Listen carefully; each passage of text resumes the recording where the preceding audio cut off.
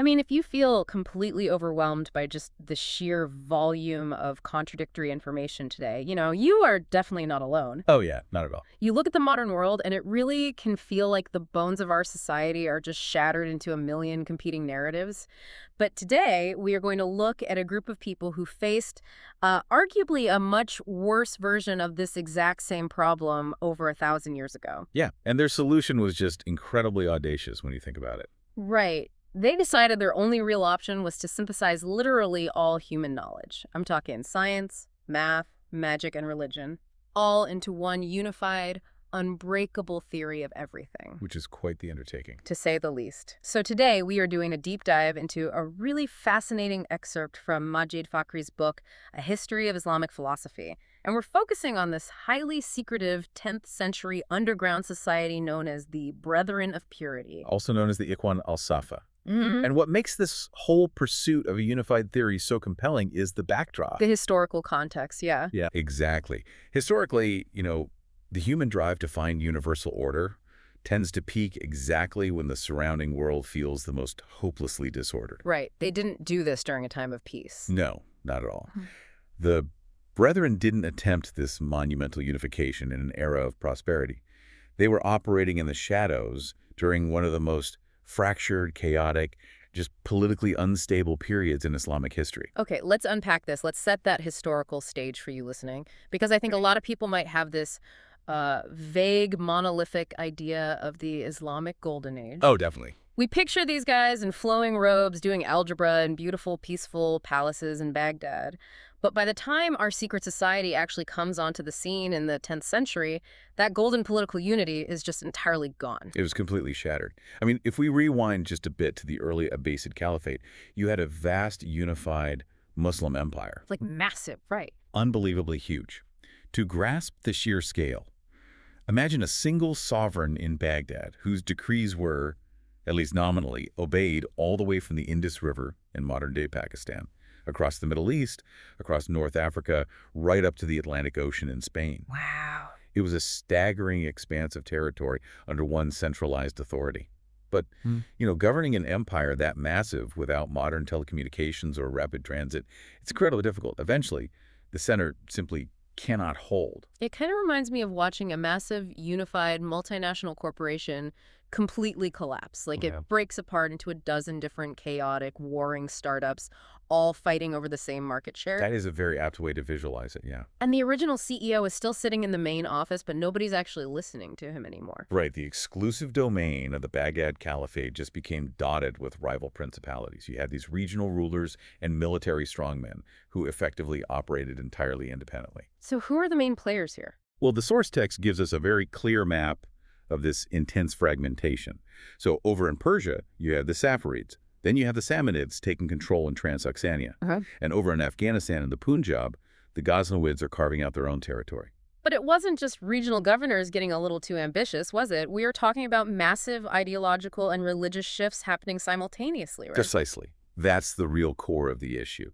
The Buayhids come to power in Iraq and Iran, and this is crucial because they ensure the hegemony of the Shiite element in Islam over the historically Sunni Abbasid Caliphate. Ah, so the balance of power completely flips. Exactly. The Abbasid Caliph was essentially reduced to a figurehead, just a puppet for the Buayhid emirs. And if you look out to the broader horizons, the supreme authority of Baghdad is being so successfully challenged that you have completely rival caliphates springing up. Wait, entirely new caliphates? Yes. The Fatimids establish a massive Shiite caliphate down in Egypt. And then the Umayyads set up a brilliant competing center of Sunni power all the way over in Spain. So the political map is just a mosaic of deep tension. And into this massive political void steps a whole different kind of conflict. It wasn't just armies marching around. It was a profound intellectual civil war, really. It really was. The text points out a severe bipolarity in Muslim thought at the time. Scholars are basically being torn apart between the newly imported Greek philosophy, the rigorous logic of Aristotle, Plato, and Pythagoras, and their own deep Oriental traditions and religious dogmas. Yes, because there was this massive translation movement that brought ancient Greek texts into Arabic. Right. So you suddenly have this strict, rational, almost clinical approach of Hellenistic thought crashing headfirst into the more mystical, revelation-based traditions of the East. And this generated immense spiritual and intellectual anxiety. I can only imagine. Yeah, if you were an educated person in the 10th century, you were deeply confused. Where's the ultimate truth? Is it found in the dissecting syllogistic logic of the Greeks? Or is it found in the divine revelations handed down to the prophets? This feels exactly like the modern internet echo chambers, or just that general feeling of institutional collapse we experience today. It's very similar. When a consensus reality breaks down into a million competing factions, people get scared. And when the public square becomes too dangerous or just too contradictory, you retreat into niche, walled-off communities for a sense of security. Exactly. And honestly, that is exactly what a secret society is. It's the ultimate 10th century private server. I love that. Taking that private server analogy a step further, the moderators of that server, the Brethren of Purity, found their antidote to this widespread anxiety in a philosophical blend called Neo-Pythagoreanism. Okay, Neo-Pythagoreanism. Now, Pythagoras is a name most of us just associate with, like, right-angle triangles from high school geometry. Right, the theory. Yeah. But Pythagoras was actually a mystical figure, almost like a cult leader in antiquity, wasn't he? He was. And for the Brethren, Neo-Pythagoreanism was a highly specific worldview. It mixed strict, rigorous mathematical science with deep, intoxicating mysticism. Which is wild to think about today, because we treat math and mysticism as absolute opposites. Like, math is cold and objective, but mysticism is warm and subjective. But for the Brethren, this blend was the perfect cure for the bipolarity of their age. It offered the rigid, unarguable certainty of mathematics, but it infused it with profound spiritual meaning. Okay, I see. The source text describes this philosophy as providing an inner fort of the soul. It was a psychological retreat from the severe political upheavals outside. That makes a lot of sense. If the empire is crumbling and rival factions are fighting in the streets, you can't control that. But you can control your understanding of the eternal, unchanging mathematical laws of the universe. An inner fort of the soul. Okay, let's actually go inside that fort. Yeah. Let's look at how they built and operated this philosophical underground. Because, I mean, it's one thing to sit around and have radical ideas. It's another thing entirely to organize a clandestine operation under the noses of the Buwahid rulers without getting executed. Well, the society originated in the city of Basra in southern Iraq, and their roots explain a lot about their operational success. They issued from the ranks of the Ismailis. Ismaili, okay. That's a branch of Shia Islam, right? Yes. Now, the Ismailis had been engaged in secret political propaganda for a long time, ever since a major schism over the succession of their imam back in the 8th century. Oh, so they had experience. A lot of experience. Because they were a minority opposing the mainstream rulers, the Ismailis developed an incredible infrastructure of underground networks, secret cells, and propagandist tactics. So the Brethren essentially inherited a pre-built political spy network and just turned it into a university of the underground. That is exactly what happened. They stripped away the purely political ambitions and injected a brand new scientific and philosophical spirit into that underground network. Do we actually know who these guys were? Thanks to a 10th century Arabic tradition, we actually do know the names of the active core of this group. Figures like Abu Sulaiman al-Busti, who was also known as al-Muqaddasi. He's apparently the primary author, the one who actually penned the words of their texts. Okay. Then there was al-Zanjani, al-Narajuri, al-Awfi, and Zayd ibn Rayfa. These men were the inner circle, the architects of the whole thing. And what they produced is just staggering. They wrote an encyclopedia, but, not just any encyclopedia. It was a massive collection of 52 epistles, which are basically book-length essays or treatises. Yes, massive texts. And these epistles spanned literally all the philosophical sciences known to the Arabs at that time. They covered mathematics, logic, natural sciences, psychology, theology, you name it. But I want to talk about how they actually met to discuss these things, because the logistics are fascinating to me. Well, secrecy was paramount to their survival. They were urged to meet in a private lodge at appointed times. The operational rule was to gather once every 12 days. Just once every 12 days. Right. And when they met in these safe houses, they didn't just casually debate politics. They rigorously discussed the contents of these epistles, everything from geometry and astronomy to magic in the nature of the soul. And they had a very specific hierarchy within this lodge, too. It wasn't just a free-for-all book club where everyone had an equal voice. You had to basically level up based on your age and your perceived psychological maturity. That's right. I want to walk through these 4 ranks because I think it says a lot about how they viewed the human mind. The Brethren believe that human psychology develops in very distinct, predictable stages, and their society rigidly reflected that. The first rank is the novitiate. Okay, novitiate. How old do you have to be? This is open to young men who have reached the age of 15. The requirements here are a keen understanding and a purity of heart. The texts explicitly say that membership should be drawn chiefly from the young, because their minds are still fresh and eager, readily formed. Interesting. They actually warned against recruiting the old and decrepit, arguing that older men are too set in their ways and averse to intellectual change. A little harsh on the older folks, I gotta say. But, I mean, from a purely psychological standpoint, neuroplasticity is definitely higher when you're a teenager. Definitely. So you start at 15. What happens when you age up? At age 30, if you progress and prove your dedication, you enter the second rank, which is leadership. At this stage, you are expected to have learned kindliness, shrewdness, and practical prudence in the management of public affairs. So it's getting more practical. Exactly. It's no longer just about absorbing pure learning. It's about application. Then, at age 40, you hit the third rank, magistracy or kingship.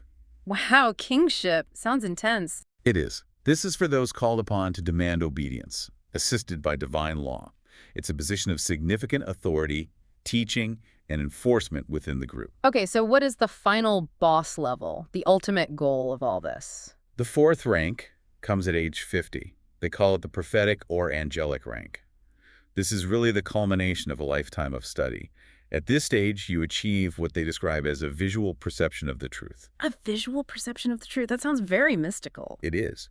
You are no longer just theorizing, you are seeing reality for what it actually is. You gain the privileges of ascending to the kingdom of heaven and achieving propinquity, or closeness, to God. It's essentially an entire life cycle mapped out within the confines of this secret society. And to bring people into this life cycle, they use a really compelling marketing strategy, which I loved. Oh, the garden metaphor. Yes, the author of the epistles uses the metaphor of a garden. He likens their encyclopedia to a garden of untold splendor, owned by a wise and generous man who wants everyone to come in and enjoy the shade and the fruits. But there's a catch, right? Right. He knows that people are naturally skeptical or ignorant. If he just tells them to walk in, they won't. So the owner puts out samples of the fruits near the entrance to lure passersby. And those samples were the 52 epistles that they wrote down and actively circulated. The math, the physics, the logic, that was just a sample platter. Just a taste. Exactly. They explicitly presented these foundational texts as a mere specimen of a much deeper hidden wisdom. They were whetting the appetite of worthy neophytes, hinting at the profound secret instruction reserved only for those who fully committed to the society and crossed the threshold into the inner sanctum. Okay, wait. Here's where it gets really interesting to me, but also a bit contradictory. They claim their overarching motto is to, and I quote, shun no science and scorn no book. That's a quote, yes. They want to synthesize everything and unite humanity. Yet they are intentionally hoarding their absolute best, most profound knowledge in a private lodge. And they only dole it out if you hit certain age milestones and prove your unwavering loyalty. I see where you're going with this. Yeah, I mean, isn't that just a philosophical aristocracy? Is this a genuine educational movement aimed at enlightening humanity? Or is it just an elitist cult using science as a recruitment tool? What's fascinating here is that exact tension at the heart of their project. And to really understand it, we have to view it through the lens of the 10th century. Today, we equate truth with transparency. Sure, open source everything. Exactly. Yeah. The modern ideal is that if something is true, it should be open source, peer-reviewed, and available to anyone on the internet. But in the ancient and medieval world, esotericism, this idea that true knowledge must be hidden and protected, was the absolute norm. And in the context of the Brethren, this wasn't just about feeling special or elitist. It was a brutal necessity for physical survival. Because of the dogmatism we talked about earlier? Precisely. We are leading up to the era of the Turkish Seljuks, who eventually usher in a period of intense Sunni orthodoxy, which directly precedes the Crusades in the late 11th century. Religious dogmatism was becoming increasingly lethal. So you couldn't just tweet out your unified theory? Definitely not. If you walked into the public square in 10th century Basra and announced that you were fusing Islamic theology with Greek, pagan philosophy, Hindu mathematics, and Christian asceticism, you wouldn't be given a university tenure. You would be executed as a heretic. Wow. Secrecy was the only way to protect radical, unifying ideas from rulers who thrived on division. Okay, that makes perfect sense. The walls of the lodge weren't just to keep the unworthy out, they were to keep the executioners out. Right. And to build this encyclopedia that unites all these rival factions, they needed a language that transcended politics and dogma, a universal language that literally couldn't be argued with, and they found it in mathematics. Yes. For the Brethren, mathematics was not merely a pragmatic tool for measuring land, building bridges, or counting gold. They viewed the science of numbers as the absolute root of all other sciences. The root of everything. Yeah, the epistles state clearly that math is the fount of wisdom, the starting point of all knowledge, and the ultimate origin of all concepts. This is where we get deep into the Neo-Pythagoreanism, and their logical frameworks are just fascinating. They break down numbers in a way that is so alien to how we think today, yet internally it is incredibly consistent. Very consistent. They start with the concept of one, but they draw a very strict line between the real one and the figurative one. It's a vital metaphysical distinction for them. The real one is synonymous with an indivisible essence. It is a thing that has no parts whatsoever. It is one purely because it cannot be divided into smaller pieces. So like God. Exactly. God, in their view, is the ultimate real one, the pure, undivided source. On the other hand, the figurative one refers to a collection of things that we just choose to speak of as a unit for human convenience. Like saying 100 or one heap of sand? Right. It's multiple things masquerading as a single unit. So all multiplicity, all numbers, just arise from the progressive addition of the real one. One is the seed. But as they count up, they get to the number 4, and this is where the Brethren see the absolute architecture of the universe. They had a profound obsession with the number 4, didn't they? Oh, a massive obsession. They looked around at nature and believed they saw the fingerprint of the Creator everywhere, and that fingerprint was undeniably shaped like a 4. They argued that most natural things were created by God in sets of 4. Okay, run me through some examples. Well, you have the 4 elements: earth, water, air, and fire. You have the 4 primary qualities of matter: hot, cold, wet, and dry. Right. You have the 4 humors of the human body, the 4 seasons of the year, the 4 directions of the compass. And they didn't think this was just a biological or physical coincidence, right? They thought the physical world was mirroring a higher spiritual blueprint. Precisely. This physical reality mirrors the Neoplatonic supernatural tetrad. The supernatural tetrad, okay, what is that? Neoplatonism posits that there is a hierarchy of existence emanating from the divine. They believed that just as there are 4 physical elements, there are 4 supreme cosmic entities. You have God, universal reason, the universal soul, and primary matter. So it's a 4-step ladder. Exactly. God is the uncaused cause. God creates universal reason. From reason comes the universal soul. From the soul emanates primary matter. It is 4 distinct steps. The relation of God to the universe corresponds to the number 1. Reason is 2.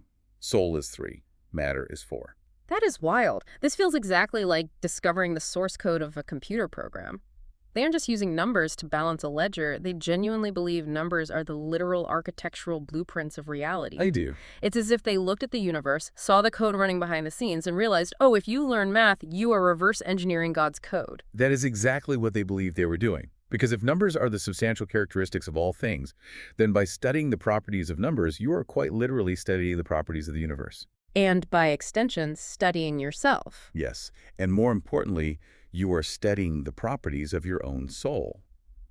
For the Brethren, mathematics was a deeply religious, morally edifying practice. You didn't do geometry to get a job. You did geometry to purify your soul and find your way back up that 4-step ladder to the Creator. And because they believed this, they gave actual personalities and definitions to the numbers themselves. Let's walk through some of these, because a modern audience just sees a 5 as a value, but they saw it as having inherent character. They absolutely did. So 2 is the first true number, because 1 is just the source, 3 is the first odd number, 4 is the first square number, 5 is circular. Wait, why did they call 5 circular? It comes down to the mechanics of multiplication. They noticed that if you multiply 5 by itself, 5 times 5 is 25. Multiply by 5 again, it's 125. Oh, I see. Right, no matter how many times you multiply it by itself, the final digit is always a 5. It circles back to itself continuously. Yeah. It is a self-sustaining loop. That is so elegant. Then they say 6 is complete. I understand the math behind this one. 6 is what mathematicians call a perfect number because the sum of its divisors equals the number itself. The numbers that divide evenly into 6 are 1, 2, and 3. 1 plus 2 plus 3 equals 6, so it is mathematically complete.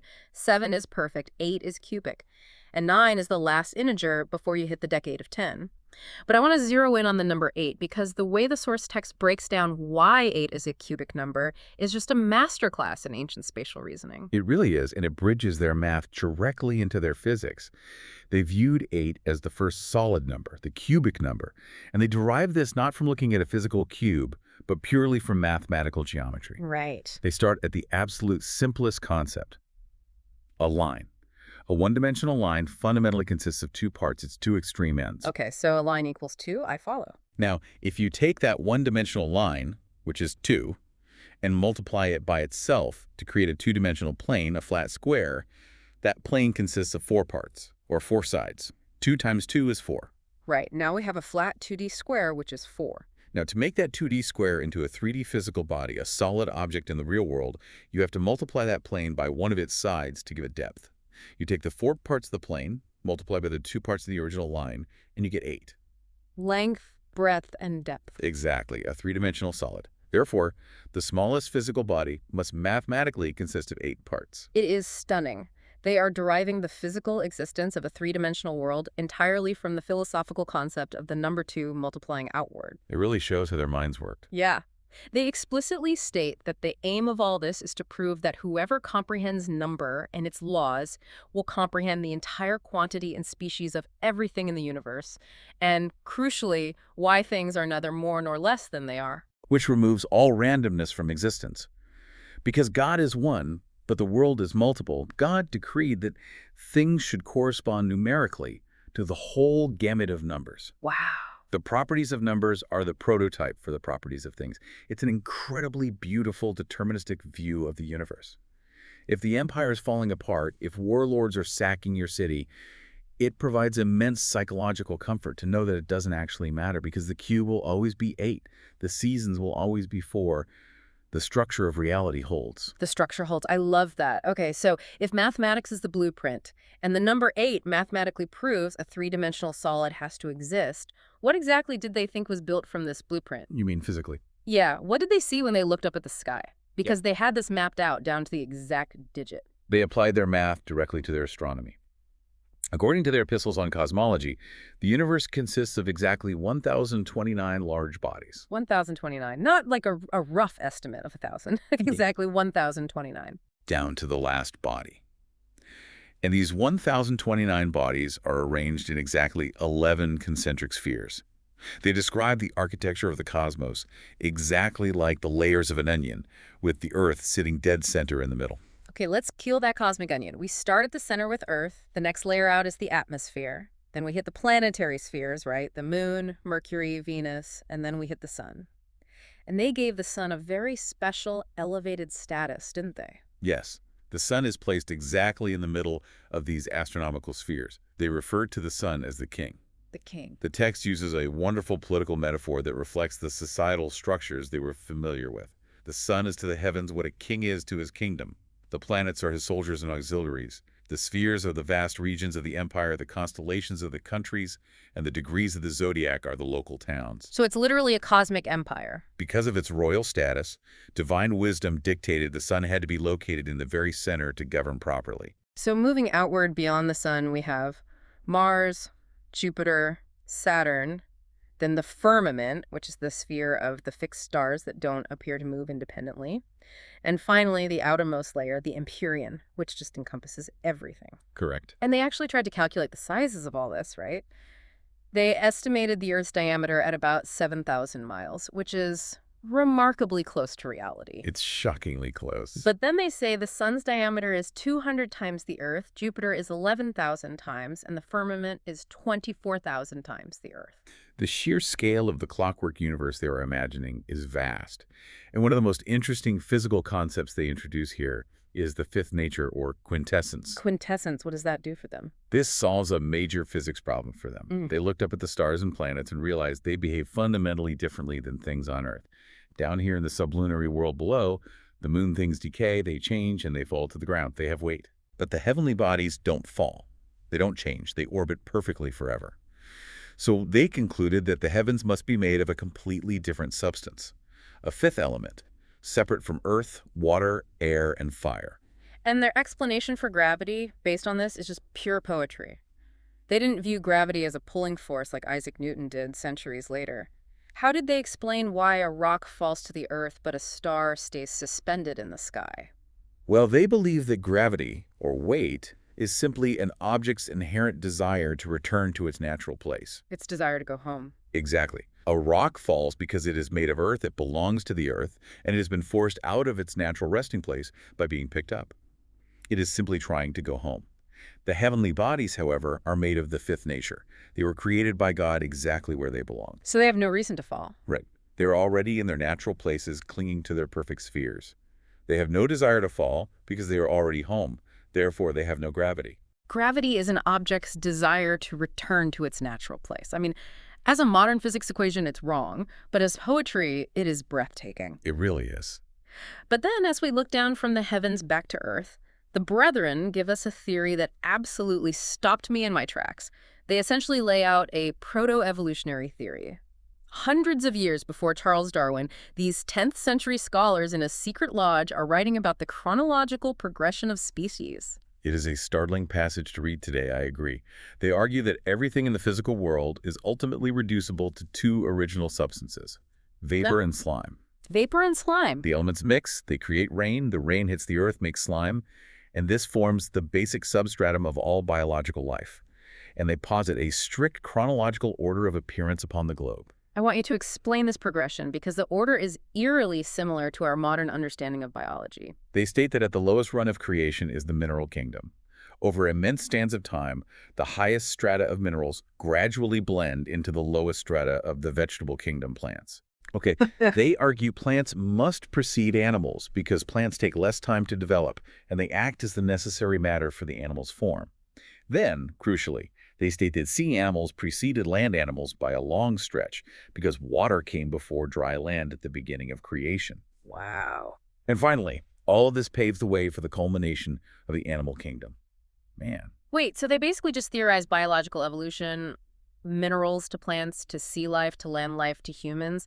But did they actually arrive at this through scientific observation? Like, were they digging up fossils in Basra and carbon dating them? Or were they just forcing biology to fit into their obsessive mathematical hierarchies and basically just getting lucky with the order?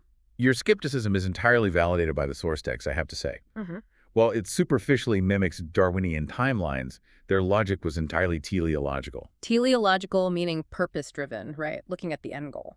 Exactly. Modern Darwinian evolution is driven by random mutation and natural selection. It is blind. It has no end goal. The Brethren's evolution was driven entirely by divine purpose. They believe the simpler must logically precede the complex to prepare the earth for its ultimate goal. Oh, I see. Plants had to exist first so animals would have food. Animals had to exist so man would have a domain to rule. They saw man as the ultimate center point, the bridge between the animal order below and the angelic order above. So they didn't get there through science? No, they didn't arrive at this through empirical fossil observation. They arrived at it through philosophical deduction. They mapped the hierarchy of numbers onto biology. 1 leads to 2, 2 leads to 3. Minerals lead to plants, plants lead to animals. It is the ultimate confirmation bias, but it happens to yield a stunningly accurate timeline of biological emergence. And, speaking of mapping things, we have to talk about the concept of the microcosm. A very important concept for them. Because for the Brethren, it wasn't just that humans were the top of the earthly food chain. They believed that the human body itself was a miniature, perfect replica of the entire universe. As above, so below. Yes, the concept of man as the microcosm. They adopted this originally from Greek thinkers like the Stoics, who believed the universe was a living entity. But the Brethren took the parallelism to an extreme, almost obsessive level, matching it up with their beloved numbers. Of course they did. Since there are exactly 9 cosmic spheres in their astronomy, they declare there are exactly 9 organic substances in the human body: bone, marrow, flesh, veins, blood, nerves, skin, hair, and nails. And it keeps going. There are 12 signs of the zodiac in the heavens, so they counted exactly 12 orifices in the human body: 2 eyes, Right. 2 ears, 2 nostrils, 2 nipples, the mouth, the navel, and the 2 eliminative canals. Boom, the math checks out. The heavens are quite literally in your face. They extended it to the geography of the earth as well. Human bones are analogous to the mountains holding the world up. Marrow is the metal ore hidden deep in the rocks. The belly is the sea. The intestines are the rivers, the veins are the streams. That's incredibly poetic. Flesh is the earth itself. Hair represents plants and forests. Breathing is the wind. Speech is thunder. Laughter is daylight. Tears are rain. And sleep and waking mirror the ultimate cosmic cycle, Yeah. death and rebirth. It is completely mesmerizing, and you can easily see how deeply comforting this would be. I mean, when you are living in a fractured world where rival armies are warring and caliphates are splitting apart, to be taught that your very physical body is a perfect divine mirror of the unbreakable, eternal universe, that gives you an immense sense of grounding. Exactly. You're not a random speck of dust in a chaotic war zone. You are a walking, breathing cosmos. And if the universe is perfectly mapped onto our bodies, that fundamentally changes how we must approach learning. And that transition leads us directly into their psychology and epistemology, how we actually know what we know. Because for the Brethren, this microcosm concept wasn't just fun trivia. It was the fundamental rule of epistemology.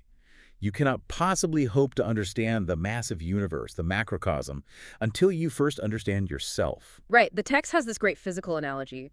Trying to know the external world before knowing yourself is like trying to lift a 1,000-pound weight before you can even lift 100 pounds. You will just break yourself. Man is the starting weight. Exactly. Psychology is a mandatory prelude to cosmology and metaphysics. And when you actually study man, when you rigorously examine your own condition and your own mind, you realize something profoundly humbling. What's that? You realize your limitations. The source text brings up a concept akin to what the French philosopher Blaise Pascal wrote about centuries later. Man falls exactly in the middle of reality. We are an intermediate species. The agnostic inference. We are halfway between angels and beasts. Our knowledge is halfway between total ignorance and total apprehension. Yes. Our physical senses and our intellectual powers have hard biological limits.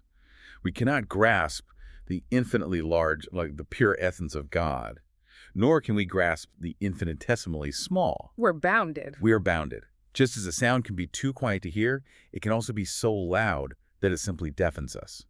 A light can be so bright it blinds us. Our reason operates within a very specific bandwidth. So human perception is basically like the visible light spectrum. We only see a tiny sliver of reality, the colors of the rainbow. Anything beyond that, whether it's infrared on one side or ultraviolet on the other, is completely invisible to us, or it burns our eyes out. We are blind to the vast majority of what is actually out there. That is exactly how they viewed human reason. We are operating on a limited bandwidth of reality.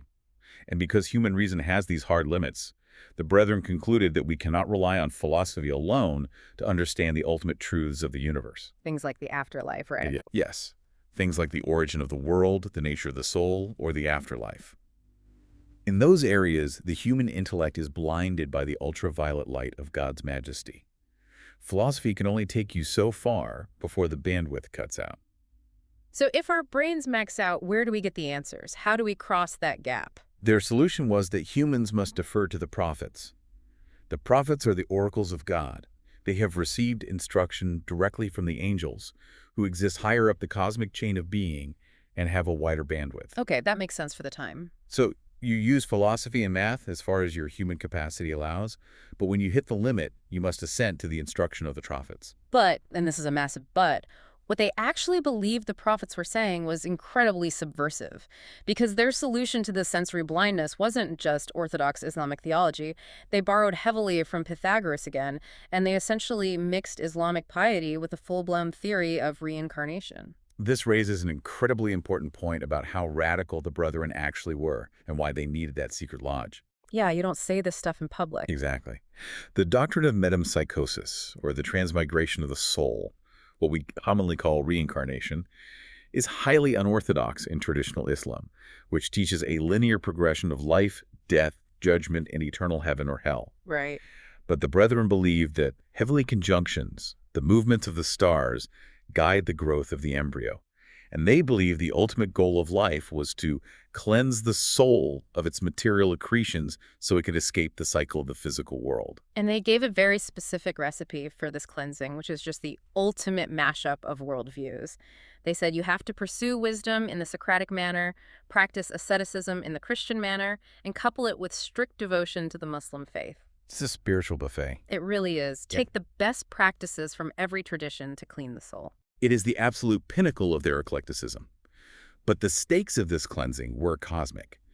They believed that if you successfully purify your soul through this blended practice of math, philosophy, and piety upon death, Your soul becomes an immaterial substance that ascends directly through the planetary spheres. You go up to the stars. Yes, you get to contemplate the spiritual forms and partake of the eternal bliss that Aristotle, Pythagoras, Christ, and Mohammed all bore witness to.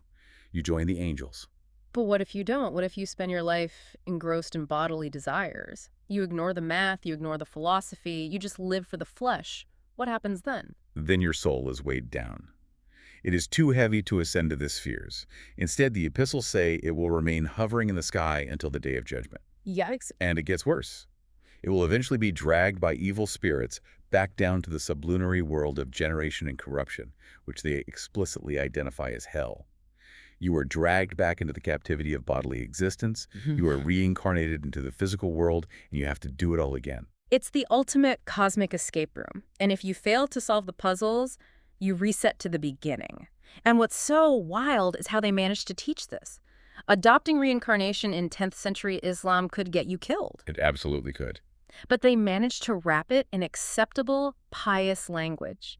They threw in Quranic citations left and right, so it sounded just orthodox enough to pass a casual inspection, while teaching their initiates a pathway to salvation that required intense intellectual study, not just blind faith. And this psychological understanding of human limitations, this idea that people have different capacities to understand truth, and that we're all just trying to escape the physical world, leads directly to the Brethren's most revolutionary political and social stance. The radical tolerance of other faiths. Yes, exactly. If human brains max out, and we all have these varying biological limits on understanding, how did the Brethren view other religions? Did they see them as completely wrong, or just operating on a different bandwidth? Because in an era that is about to launch the Crusades, these guys are writing about how all religions are essentially pointing to the exact same thing. They lived in a time when doctrinal bigotry was rife. Every religious sect, every political faction was absolutely convinced they had the unquestioned monopoly on truth, and everyone else was damned. Standard medieval politics. Right. But the Brethren, viewing the world through this highly synthesized mathematical lens, argued something astounding for their time. They said that religious differences stem purely from accidental factors. Accidental factors, like what? Like geography, race, the epoch or era you happen to be born into, even your personal temperament and biological makeup. If you were born in one place, you are Muslim.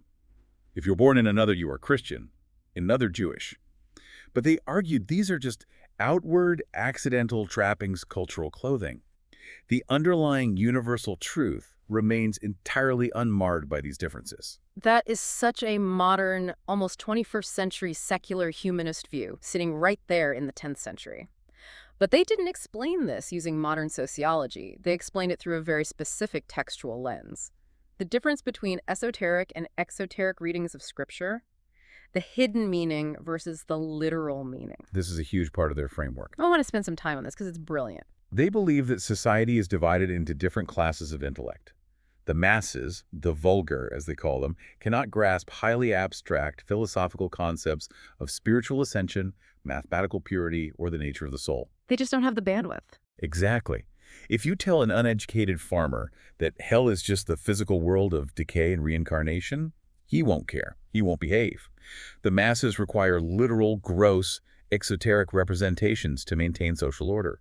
They need to be told about ditches of physical fire to fear hell, and they need to be promised gross bodily pleasures like wine and flesh to desire heaven. That's what the prophets provide in the Scriptures. It's like a parent telling a child a highly simplified, somewhat scary story so they'll eat their vegetables and not play in traffic. That is a great way to put it. The Scripture provides these literal physical images so the masses will pursue virtue and shun vice in a language their bandwidth can comprehend. But the elite, the purified souls, the philosophers, the Brethren, are supposed to read Scripture esoterically. They're supposed to use their intellect to see through the literal myths to the hidden spiritual meaning. For the elite, heaven isn't a garden with wine. Heaven is spiritual ascent to the planetary spheres. Hell isn't literal fire. Hell is earthly reincarnation. and the source text says something incredibly bold here. The Brethren claim that if you are intellectually capable of understanding the deeper meaning, but you still insist on taking Scripture literally, that is the essence of disbelief. Literalism is a sin for the educated. It is a stunning reversal of Orthodox dogma. Usually, Orthodoxy demands literal belief. The Brethren are saying literal belief is a sign of spiritual blindness, a sign that you are too engrossed in your bodily flesh to see the light of reason. Oh, man. If you are smart enough to understand the math, but you still think God is a physical being sitting on a literal throne, you are committing a spiritual crime against your own intellect. Which leads them to their embrace of Christianity, which the text highlights as a prime example of their religious liberalism. They didn't just tolerate Christians, they openly incorporated the Gospels into their worldview. They really did. While many of their contemporaries discounted the Gospels, saying the Quran rendered them entirely superfluous or corrupted, the Brethren quoted the canonical Gospels at length with tacit approval. And they didn't just quote the basic moral teachings. They touched on the most fiercely debated theological points between the faiths. Like the crucifixion. Yes, traditional Islamic theology often declares the crucifixion of Christ to be an illusion, arguing God wouldn't let a prophet suffer like that. But the Brethren allude to the crucifixion and resurrection in clearly affirmative terms. They recount Christ's miracles and travels from the Gospels and draw vital spiritual lessons from them. They represented Christ as the supreme paragon of piety and asceticism. Wait, so they rationalized the difference between the Gospels and the Quran using their audience theory, right? Yes, they use their esoteric and exoteric framework perfectly here. They claim the Gospels speak of the afterlife in purely incorporeal spiritual terms, because Christ was addressing a people in the Levant whose intellects had already been refined by older prophets and Greek philosophers. Ah, so they could handle the abstract. Exactly. Whereas Muhammad, they claimed, was addressing the desert Arabs, who needed grosser, more physical metaphors to understand the stakes of heaven and hell. Okay, I love the idea of radical tolerance and finding the universal truth beneath the dogma. It sounds beautiful. But wait, if they are preaching tolerance, but they're dividing humanity into the ignorant masses who need to be terrified by myths and the enlightened elite who know the real truth, isn't that just a philosophical aristocracy? It feels incredibly condescending. Your critique is completely accurate. It is elitist. Yeah. The Brethren occupied a highly stratified world, both politically and intellectually. But in their minds, this wasn't malice, it was compassion. Compassion, how so? They genuinely believed they were protecting the masses. They thought that if you gave raw, abstract philosophical concepts to an uneducated person, it would break their mind and destroy social order. The literal myths were a necessary protective shell for society. So the condescension was viewed as a public service. Yes. And simultaneously, this framework allowed them to completely break down the walls of bigotry between the educated elites of different religions. Because they all share the inner truth. Think about the power of this idea.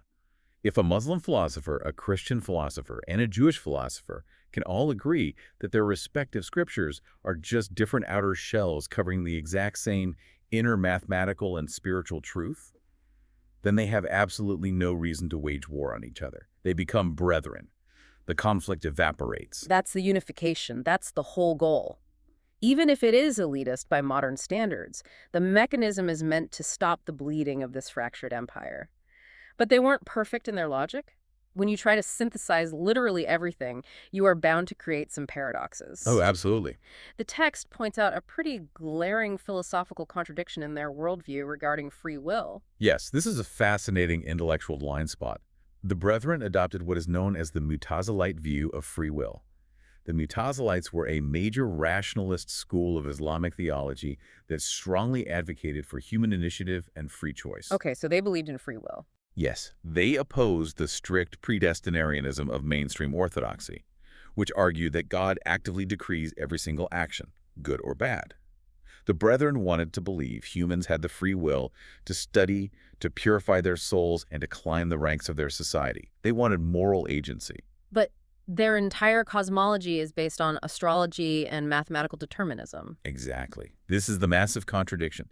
You cannot build a universe where 1,029 celestial bodies are arranged in perfect concentric spheres, where the numbers dictate the exact outcome of nature, where the stars guide the growth of the embryo and control earthly fate, and then claim human beings have total free will. Right. They inadvertently flouted the very cosmological presuppositions their world rested upon. It's like writing a computer program where every output is strictly determined by the code, but then expecting one of the digital characters to just spontaneously decide to walk off the screen. It doesn't work. It really doesn't. But honestly, I almost love them more for that contradiction, because it shows they were profoundly human. They wanted the beautiful, deterministic math of the cosmos to provide stability in a chaotic world, but they also desperately wanted the moral agency to save their own souls. They wanted it both ways. It reveals the deep earnestness of their project. As the author of our source text, Majid Fakhry, notes in his conclusion, the Brethren occupy a truly unique position in the history of Islamic thought. They weren't just extremists on one side or the other. No, they weren't just professional philosophers living in ivory towers, debating abstractions, and they weren't strict theologians preaching rigid dogma. They earnestly sought a middle path. They tried to drag high metaphysics down to the marketplace of active, practical concern. I love that quote from the text. They categorized beliefs into three distinct classes. Those fit only for the elect, those fit only for the masses, and those fit for both. And they favor that third class. Yeah, they believed the best beliefs were the third kind beliefs rooted in reason, supported by scripture, and accessible to everyone who genuinely sought the truth. And as we bring all these diverse threads together, the Neo-Pythagorean math, the 11 concentric spheres of cosmology, the secret lodges in Basra, the evolutionary biology, and this radical, albeit elitist, religious tolerance, you see the breathtaking scope of what the Ikhwān al-Ṣafāʼ attempted. It's just staggering. In a world tearing itself apart politically and intellectually, they tried to write the source code that would bind humanity back together. They looked at the shattered structure of their society, the broken bones of the empire, and they tried to heal it with numbers and philosophy. They believed the universe wasn't chaotic. It was just a puzzle that humanity had temporarily forgotten how to solve. And that ambition is profoundly relevant to you, the listener, today. We live in an era where information is infinite, but true wisdom feels incredibly scarce. We really do. We are constantly sorting ourselves into hyper-specific ideological camps, distrusting anyone who doesn't use our exact vocabulary or share our exact worldview. The Brethren's ambition to read every book, to shun no science, to sit in a room and find the unifying thread between a Greek mathematical theorem and an Islamic revelation. It's a powerful challenge to our modern cynicism and our tendency to isolate ourselves. It really is. And it leaves me with one final provocative thought that I want to hand over to you to mull over.